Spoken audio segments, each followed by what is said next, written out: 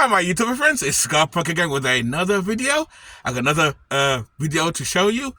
Like I said, I'm doing some reaction videos. This guy lives in England, and he's found a cheaper way to live. Like I told you before, guys, there's plenty of ways to live. I've chosen a cheaper, simpler way to live, where I can work less and enjoy my life more. Others are doing the same thing. This lifestyle's growing. You got boat life, car life, ship life, all type of life. This is a canoe life. There's guys and there's people back in England who live in canoe boats and ship or boats. And anyway, let this guy speak for himself. Being that, how do you put it? Run that bean footage. I'll see you next. Enjoy.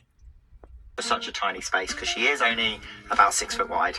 It's given me a way just to live differently and move myself away from that normal idea of what success is.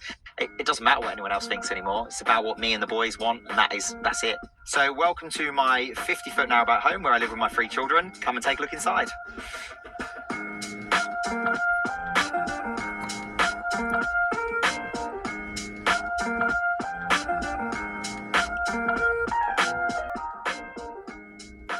My name's Andy. I live on a 50-foot narrowboat with my 3 children. Oliver, who's 14, Thomas, who's 10, and James, who is 7. I've lived on a narrowboat for about 5 years myself, and then about a year ago, my boys lost their mum. Their mum tragically died quite suddenly, and so they came and moved in with me, and we've been living as a family on 2 boats ever since. Yeah, so before I lived on the boat, my life was quite different. I lived in a 4-bedroom house. We had kind of pretty big house, nice big drive, garage, garden, the whole traditional idea of success. I was working as a photographer at the time and running a pretty successful business. Unfortunately, again, grief has been a big part of my life, and I lost a little boy. My son was 22 months old, and he died in an accident very suddenly. And my idea of success just changed overnight. And I decided I didn't want to spend my life working. I wanted to find a lifestyle that meant I could be just more like me and more intentional, and accidentally stumbled down the canal and found boat life. There's obviously a financial benefit to living on the boat. It's certainly a much cheaper way of living. Hell yeah. And it just means that I can work less. Or it's not necessarily working less. It's about working on projects that I'm very passionate about, and not having to work that 9-to-5 job, and still afford what I think is an amazing life of freedom. There's also a draw towards this more nomadic lifestyle, and I think that boat life is one of the few nomadic lifestyles left that's accepted, and that we're allowed to be here. We're allowed to be out on the canals. We pay our license, and we can move around where we want, and we have access to over 2,000 miles of canal without being moved on like van lifers are, and kicked out of car parks or frowned upon for I'm not kicked out, pal. Might be. No one's kicking me out. Living on a boat is significantly cheaper than living in a house. Beforehand, my mortgage payment was around £650 a month, which I think is quite a small mortgage these days.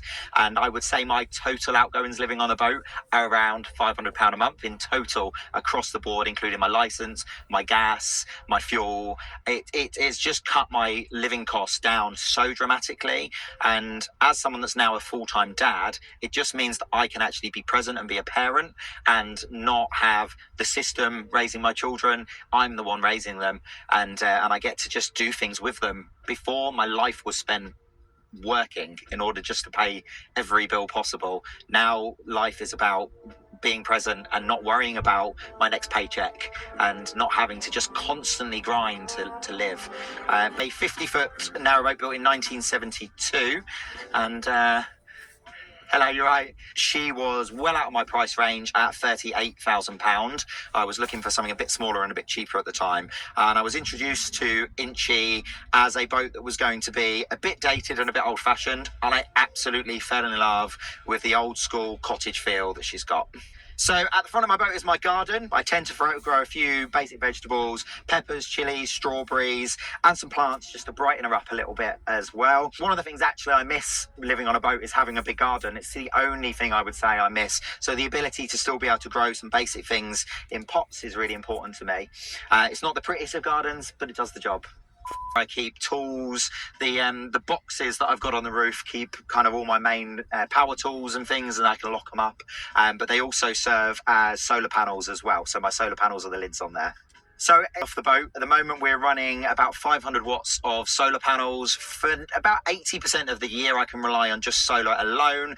As the days get shorter, I tend to have to look at other options. And I've also got a generator that I can run and dual alternators on my engine. So I can run my engine and it will charge the leisure batteries as well to keep that going. So altogether, it tends to keep us powered up. And with children, that's a high demand as well. My favourite part of living on a boat in general is the freedom.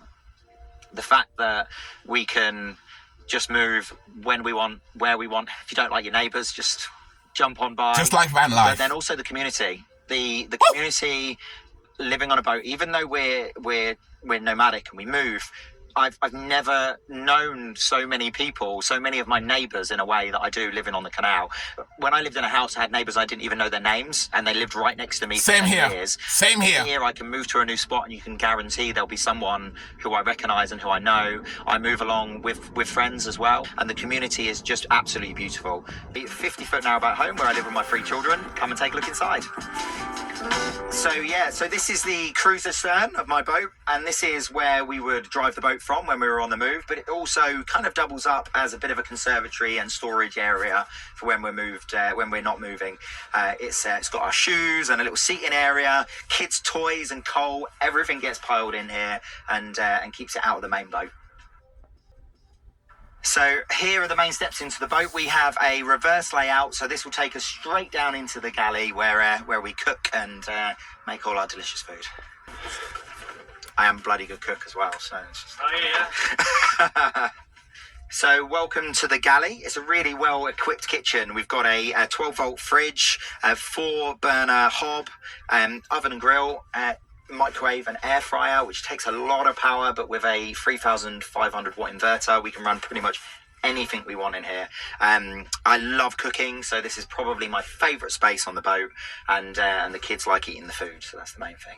This has got a 400 litre water tank, and that is hot and cold running water supplied by a pump and a calorifier, so the water is heated by the engine itself. I've also got a drinking water tap here, so that filters it through a 3-stage filter to make the water a little bit better to drink. So the boat is pretty original from, I believe, from when she was built. She was built in the 70s, and it was described to me as being very dated when I first bought her. But I really love the cozy cottage feel that I get from the dark wood. I love the layout. It's so open, and it just makes it feel that much bigger for such a tiny space, because she is only about 6 foot wide. Come through the kitchen, you come to the main living space that also doubles up as my bedroom.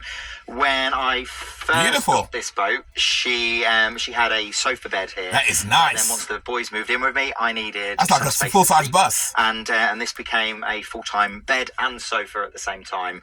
Again, this is where we just kind of all hang out. We have the Morso Squirrel wood burner here as well, keeping us nice and warm, and a Xbox and TV and everything the boys might want to keep them occupied as much as we can. With my 3 children is absolute chaos, and it is mayhem in here, and I spend 90% of my life cleaning and tidying. The good thing about such a small space, it doesn't matter how messy it gets, you don't take long to clean it up. There's not much here. When I moved onto the boat, it was a big process of stripping my life down and getting rid of things that I just didn't need. So we don't have a lot of stuff. Everything we have is essential, or, well, the boys would certainly think it was essential with things like Xboxes and stuff like that as well. As we come through the boat, I have just a nice little storage area. Again, it's a bit tight, but lots of plants and a little bit of life here as well. And that leads us straight into the toilet and shower room, which is a very tiny room in here. We've got a full-size shower with hot and cold water, nice little sink area, and then I use a porta potty cassette toilet. It's the most convenient and easy option for me for the toilet. I would say I've tried every toilet option out there, and it just means with a porta potty you take it apart and you take the bottom of the toilet to one of many emptying points along the canal, empty it out and start again. You have to be cautious. Empty it out and start again. You have to be cautious of your water use, because obviously the more you use, the more often you have to fill it up. But the shower just works really well, and the fact that it's a full-size shower is actually quite rare. A lot of boats have these really tiny little showers, but I'm not a small guy, so I need the space in there for that. We're in bed. And then as we come through to the boys' bedroom, Yeah, so we're right at the front of the boat now, and this is my two youngest boys' bedroom. Originally, when I bought this boat, this was my bedroom. It had a big double bed. It was absolutely huge and so comfy. But when the boys moved in with me, I decided to split this into two singles and give them their own room and their own space. And it's a nice, warm and cozy room for them. So we're right at the front of the boat now in the well deck, and again, this is like my chill out space. Really, this is where I'll sit and work and write as well. I enjoy my morning coffee in the winter, and it's just a nice space that gives you that access to nature, but still gives you some protection from the outdoors in the bad weather. I absolutely love living on a narrowboat. At the moment, I just couldn't imagine living any other life. The access to nature, fuck yeah, the nomadic. I can't agree with you more, man. As well, and the freedom. Fuck that yeah, it gives me. Absolutely. And the life that it gives my children is freedom, baby. Something I just couldn't imagine changing. And so long as get out the matrix, you won't escape it, but. You know, and a lot of people tell me they would love this lifestyle, and me too. Couldn't do it for whatever reason. Hell yeah! Generally speaking, just do it. You can do it, and it's not for everyone. There is a physical, of course not. Of it. You've got to be able to chop your wood and carry your coal bags. You're not necessarily parked right outside. It isn't whimsical and perfect all the time, but there are these moments where it's so magical and so amazing that if it's something you've considered, go out and hire a boat. Try the lifestyle, spend a couple of weeks out there on holiday or whatever it might be, and it's an incredible way to live. I absolutely love it. There you go, guys. I hope you loved that video, and I got more videos like that to show you. And this is to show you that there's so many ways you can live simply. This guy in this boat in England, and me come from England myself, a lot of people before I came here live like that. They actually live like that too. I wouldn't mind doing that. If I was back in England, I wouldn't mind getting a canoe, a canal boat like that, and live on it. A lot of people in Wales, Scotland, live on their boats, and it's so much freedom. This guy's absolutely right. Anyway, guys, I hope you enjoyed that video. I'll have more videos like that to show you.